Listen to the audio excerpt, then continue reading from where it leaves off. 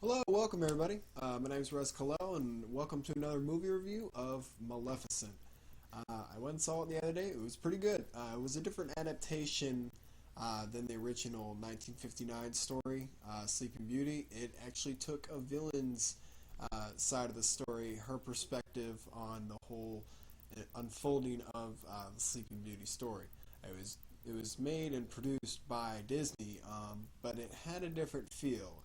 It kind of took a new turn as Disney's trying to do, um, and it was directed by Robert Stromberg. You might know him from the visual effects and designer of Alice in Wonderland to the Great and Powerful Oz, all the way to the Hunger Games. So it has that type of Tim Burton-esque feel to it. Basically, there's two clans. You have the humans and you have the Moors. The Moors are magical creatures, fairies, talking trees, if you can call it that, pixies, stuff like that. And then you have the humans, which all they care about is gold and power and all that stuff like that. The movie bases itself around Maleficent when she's a child. She meets a boy named Stefan. Stefan tries to steal some stuff, and they get this whole Romeo and Juliet feel, which it's quickly casted away later on, about halfway down the movie, to where they start splitting their ways. They do their own separate things. They carve their own paths into their own into their own light, so to speak. So it goes on later on to say that Stefan becomes king. I'm not going to tell you exactly why because I'm trying not to be a spoiler. If y'all want me to do a spoiler review, that's cool. I'll do one.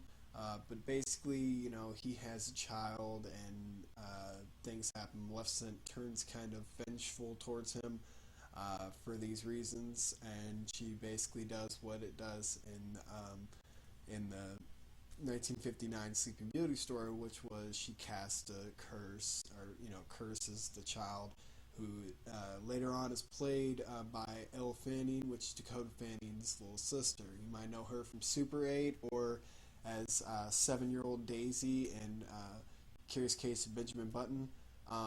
Stefan is actually played by Sharlto. Yeah, Sharlto Copley.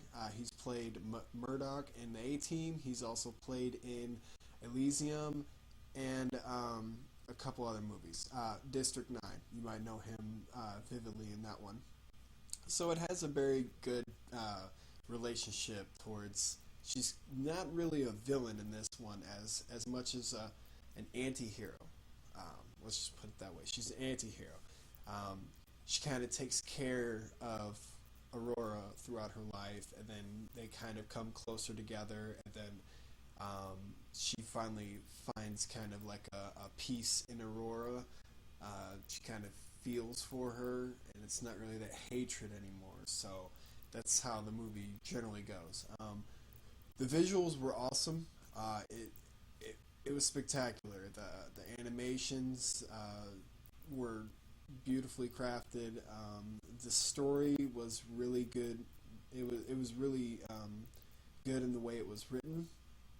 And the ending was pretty good. It was a little turn.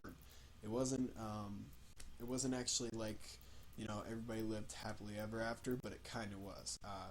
It was narrated by Aurora and her older self, so you can kind of get the gist that she's basically telling a different story than the original Disney version. So I would have to say, out of probably 10 stars, I would give it 7, because it is taking away from that old version that everybody knows and loves, but it's bringing a new version in, so that way younger generations can get involved in the older Disney stories.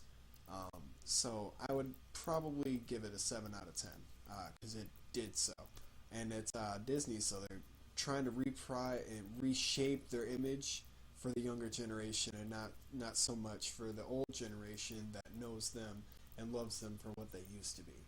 They're trying to get this whole National Treasure, Pirates of the Caribbean, this whole new feel.